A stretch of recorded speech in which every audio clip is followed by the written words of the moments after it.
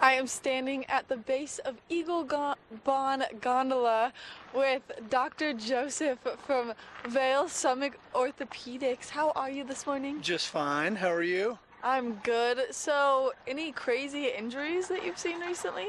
I guess we've had a couple of bizarre ones. You know, you'll underestimate the sharpness of the ski edge. Had a gentleman the other day with the ski edge all the way across the top of his quads, cut right through him down to bone. It was impressive. Wow, that's pretty gnarly, Yeah. to say the least. They do well, but surprisingly, it's not a real common one. I'd say we get that every maybe one a month. Alright, so I just personally, and I'm sure viewers want to know the difference between a ski injury and a snowboard injury. When people come in and they're like, this is what's hurting, do you normally have a pretty good idea before you even find out if they're a skier or snowboarder? Yeah, we do. I mean, they always tell us, of course, how they get hurt, but as you can imagine, with ski injuries, it tends to be more of a rotary torque on your knees.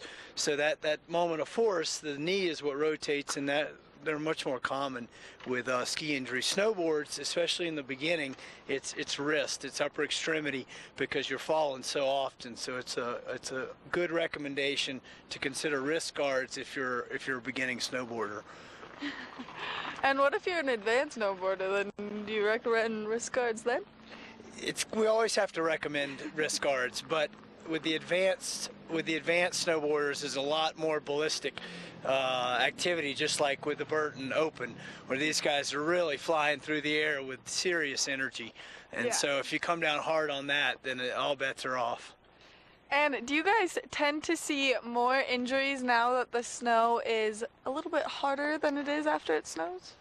We do. There's sort of a difference in the pattern of injuries when the snow is really hard and fast and icy on these good bluebird days. It's a lot more bony. We got a lot more bony clavicle fractures and bone injuries. And when it's a powder day and a little bit softer, it seems to be sort of a slower moment of rotation, so it's more ligaments and things like that, which just kind of makes sense. What is the most common injury that you guys see here in the Vail Valley?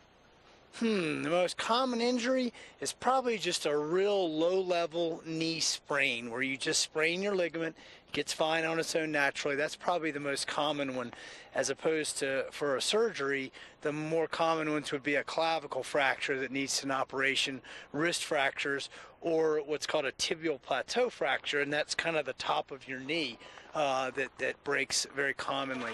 But that being said, there's thousands and thousands of skiers every day, and statistically, it's still relatively safe. So if someone has some orthopedic issues that they would like looked at, how do they approach coming to you? Yeah, so if it's an emergency and you feel like it's an emergency, then of course the recommendation is to go through the emergency room, which of course is always open. But honestly, if it's during business hours, let's say from 9 until 5, a lot of patients, especially the locals, will just call our office, because into all of our schedules we've got slots open for acute injuries. So for example, at 10 o'clock, 11 o'clock, there's a slot for a new injury. So if a patient calls our office and says, hey, I think I hurt myself pretty bad, can you get me in today or tomorrow? Often the answer to that is yes.